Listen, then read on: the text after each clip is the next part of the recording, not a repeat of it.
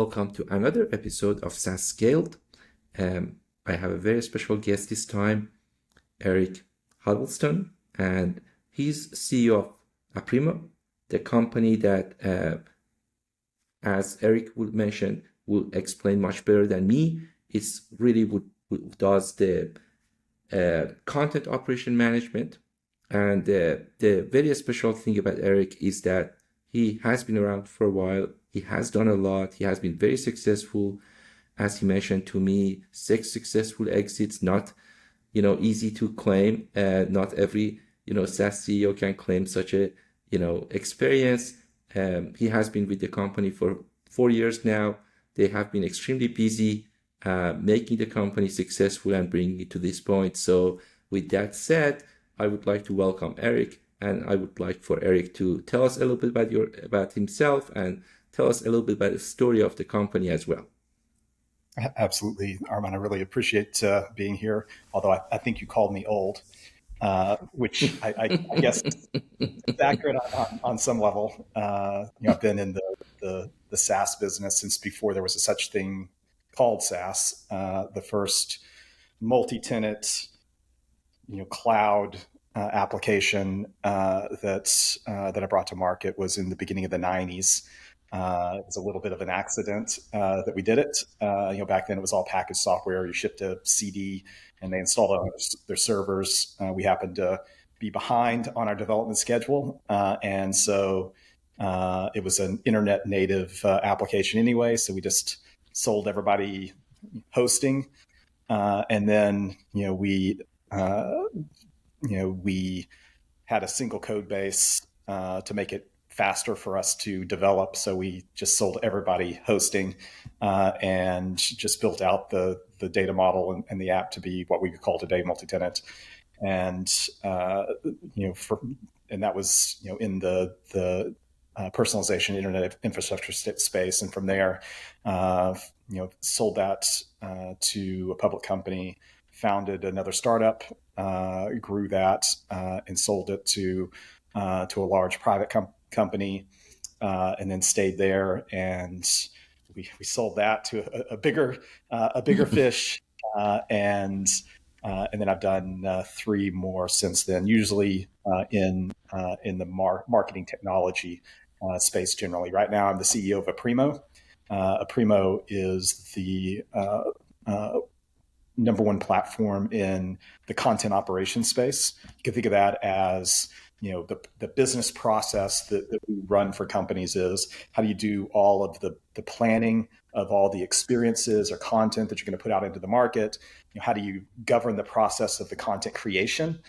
So how do you manage the agencies or the in-house creatives or now the AI that is going to create that content? How do you run the review and approval processes with a system of record where all of that content resides? And we have all of the security, digital rights management, et cetera, for that content.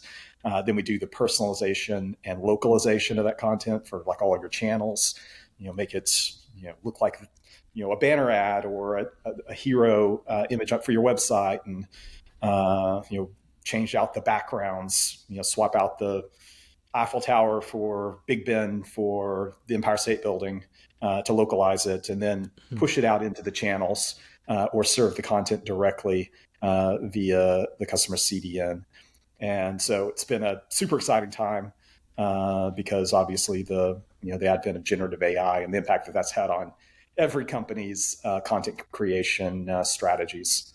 So it's really been one that I've enjoyed working on.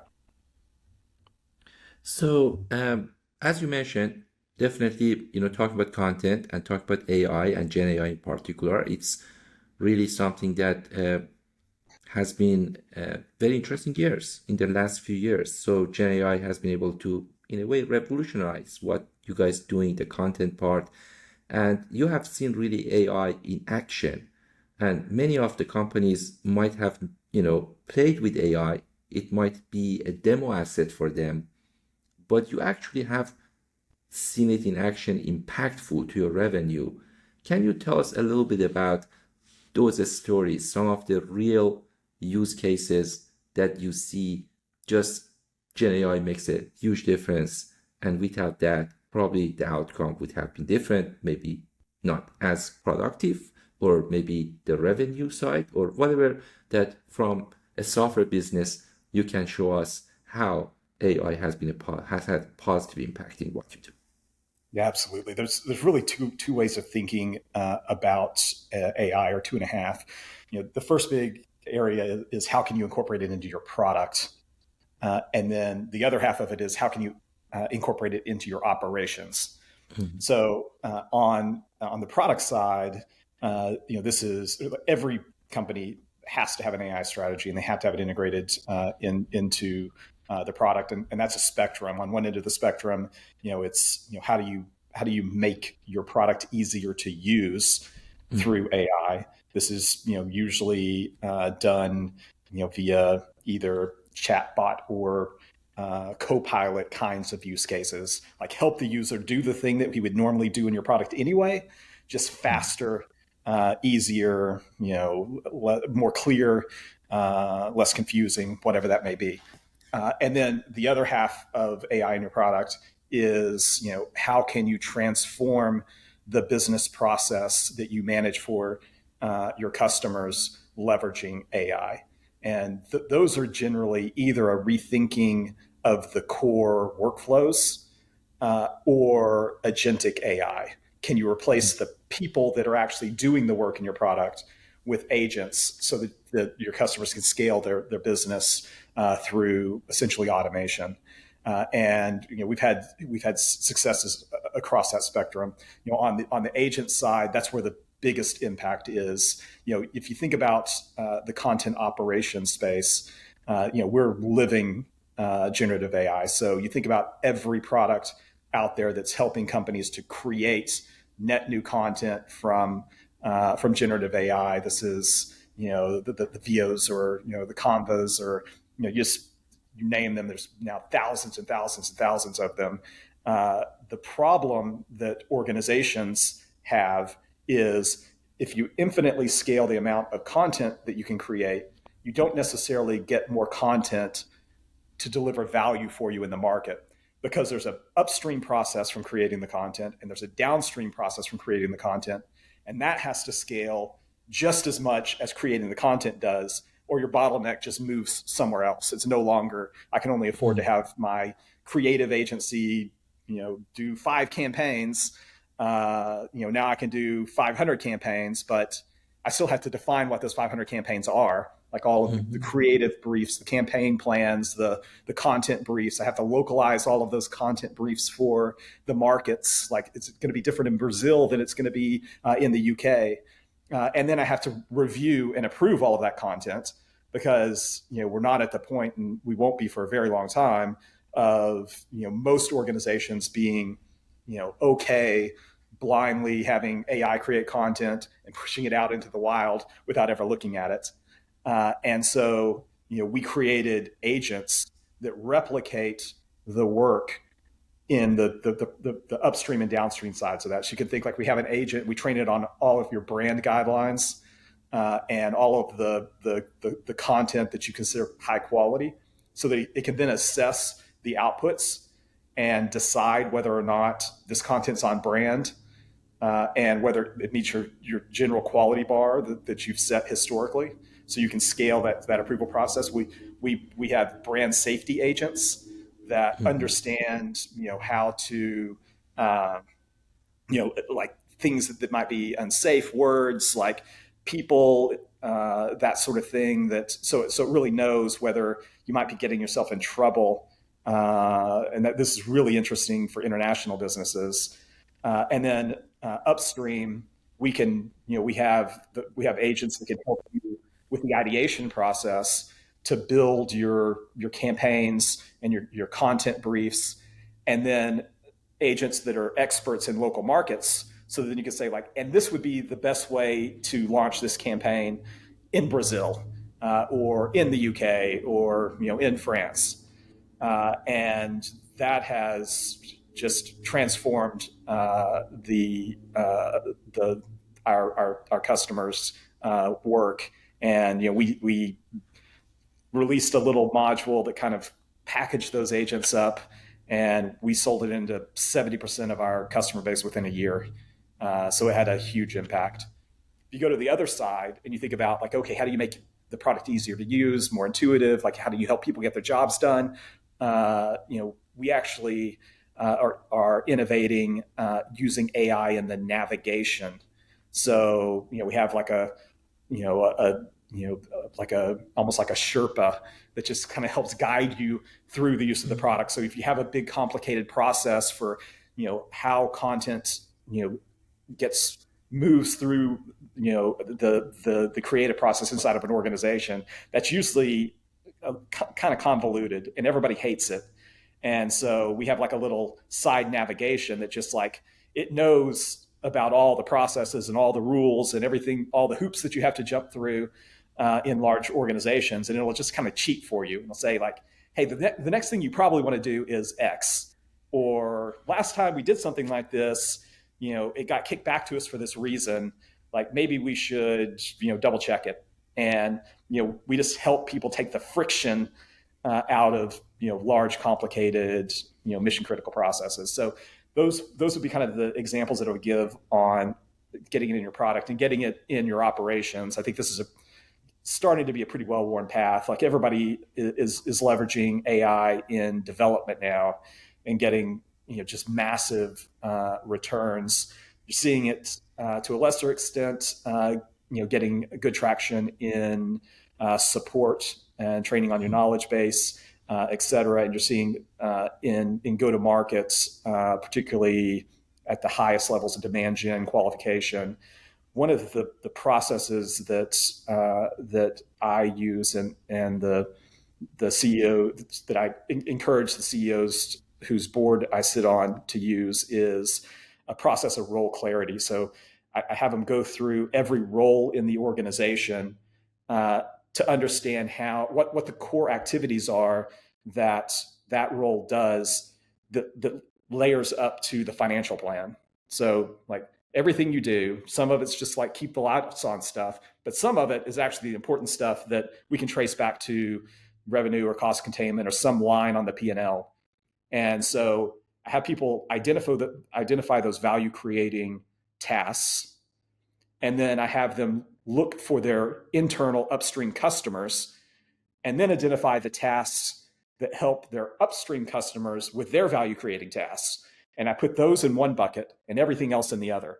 For the things that are in that bucket, it's like, how can I scale this so that the role can do more of that using AI? Because that gives you your highest priority. Like if you can be creative in the incorporation of AI around those tasks, that's going to move the needle on your growth the most. And then I look at the other bucket and I say, how can I use AI to automate this away so that we don't have to have somebody doing this work anymore, so that they can focus on the value creating activities? And that generally will then ladder up to lowering your burn rate or increasing your EBITDA, depending on what stage you are at that point. And that gives kind of a framework for a founder or CEO to think through how to best apply AI more generally than just like, let's go buy Cursor for our developers and see what happens. Yeah, so on both sides, you mentioned good points. So on one side, you are monetizing it and you can add more revenue because of Gen AI. On the other side, you are using Gen AI to maybe increase your productivity, lower your cost, make Increase things quality. easier and faster, all of those internal stuff that in a different way will impact the profit and the bottom line. So that's great. I mean, again, since this is a new thing and not for every company, this applies as much as it applies to you guys. Of course, you guys being in the content world and Gen AI being designed and being optimized for content creation, that's like, a very good match.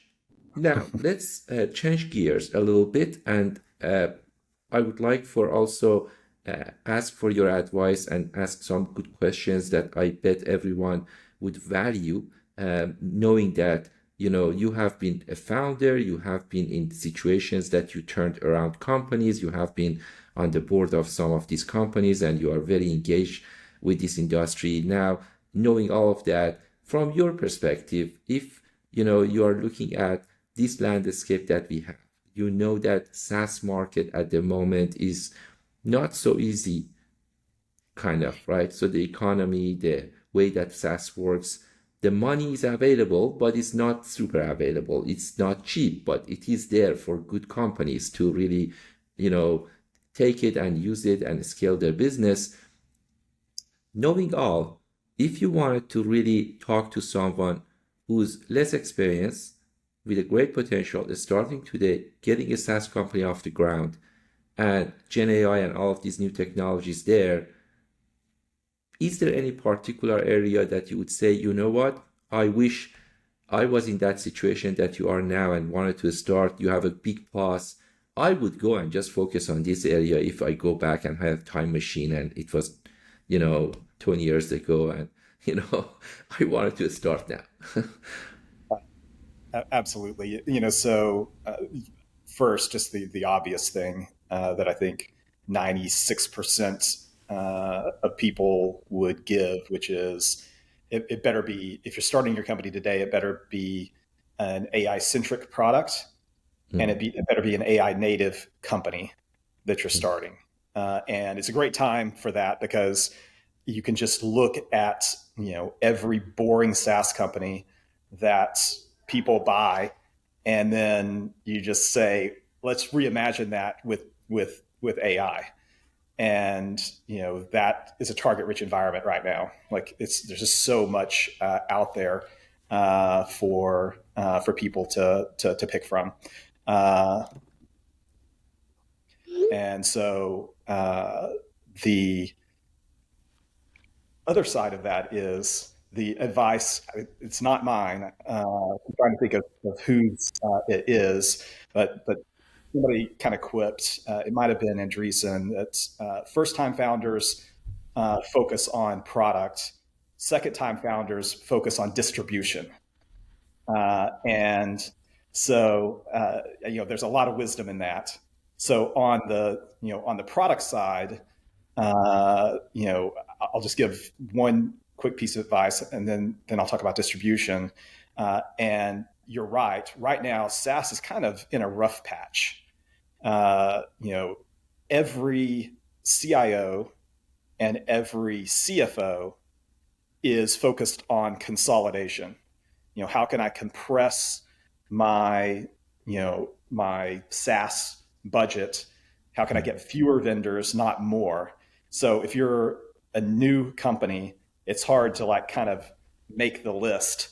If there's even a mediocre module they can buy from an existing vendor that can do 40% of what you can do. So the thing that you have to focus on the product side is strategic relevance. So you have to be extremely thoughtful about what are the 1, 2, or 3 things that your budget owner actually cares about right now. What are they spending their time on versus what are they delegating to their team? If they're delegating it to your team, you're in trouble. So you have to figure out how you can be strategically relevant to the person who owns the budget or to their boss. And if you can craft your messaging around that, then you can kind of cut through some of the pain that we have in SaaS right now from a budget standpoint. Now, then that then starts to play into the second-time founders focus on distribution, because the real problem that we have right now isn't necessarily like maybe that's the root cause, but the way that it expresses itself as a founder is really in CAC payback periods, which you just look, it's taking an enormous sum of money to acquire a new customer, and it's just exponentially growing. And that's from seed stage companies all the way up to public SaaS companies. Everybody is seeing kind of some version of the same thing. And so with kind of distribution, which is how do I sell my product as the focus, that's where you really need to focus then on how can I become more efficient, either in the targeting of the market segments that I'm going to go after, in the leveraging of AI in operations, like we were talking about a little bit earlier, in order for you to be able to hit the growth rates that you have to hit at that stage, to be interesting, either to fundraise or to attract an exit. On the exit point, that would be the other piece of advice I would give, which is particularly first-time founders like miss. So maybe I would say first-time founders focus on products, second-time founders focus on distribution, third-time founders focus on the exit. Well said. And so you need to start with the end in mind. So when you have your first like planning session with your initial employees and your advisors and maybe your seed investors, like the first thing that you need to think about is like, what is the next value inflection point that we're building for, and what kind of enterprise value are we trying to create in what time frame, and what has to be true about the company in order for that to become a reality, and then work backwards from that. And think about your product engine, think about your go-to-market engine, and think about your people engine, and what kind of strategies do you need to put in place around each one of those to build over that period of time so that those outcomes become a reality, so that you get the exit or the next value inflection point that you're looking for, and then let that guide all of your investment in capital, your focus with your team, your prioritization of time. Like, all other decisions start to become really easy once you really understand what has to be true by when. And right now we are in a situation that we've started at the first generation just offering some software applications, so organizations could use those software to do something that software does rather than people do. Simple stuff, starting with inventory and accounting and payroll and those kind of things. Simple automations, basic automations, I would say, not simple, but basic operations. And then, of course, we got into the self-service mode, that even we wanted to empower even others to really come and just make it happen themselves. So they don't need to go to developers and say, change this for me.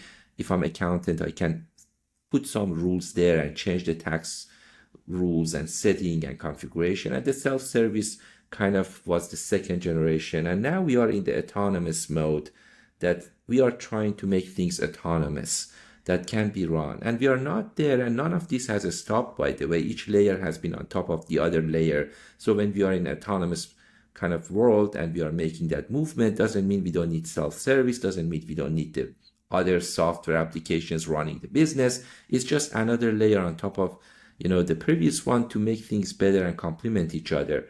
So from that perspective, if a software company starts today, most likely will not focus on building software to cover the first generation part, will not even just purely targeting self-service, will probably, as you said, maybe looking at how much more autonomous kind of processing I can bring to the table, so that way I can complement others. Now, that's the part of the product, as you mentioned. Now, they should think about the distribution. Let's say I have that AI first company and I have created a great technology that makes something autonomous. Now, would you really prefer to be that company that has no customer base and have that technology, or having a established customer base that maybe you can develop that autonomous or acquire a company with that technology and go to market? I think that's something that from that aspect, the distribution part is kind of different. Now that question has to be asked in a different style. What's your take on it for people who wanted to build that autonomous technology, but at the same time they feel, if I create an AI first company with zero customer base, not so easy to get a customer with a company with a technology that has not gained that maturity yet.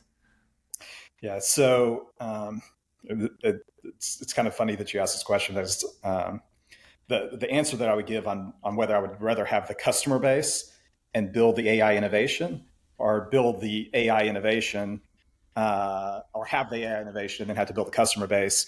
It really depends on how disruptable the incumbents in the space that I'm entering are.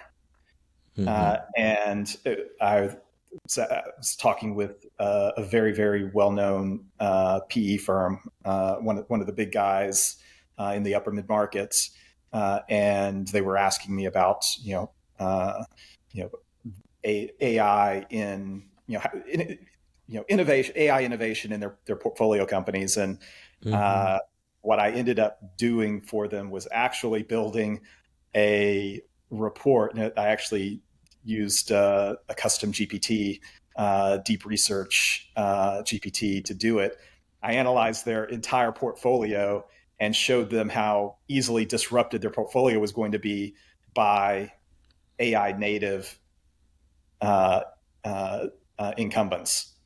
And and it was kind of blew their mind. Like, they were thinking like, oh, I've got all these customers, I'm going to like build the AI thing. And it's like, well, maybe, but for 2/3 of your portfolio, they're probably just going to they're just going to get slowly, their carcass is going to get picked over by some new folks.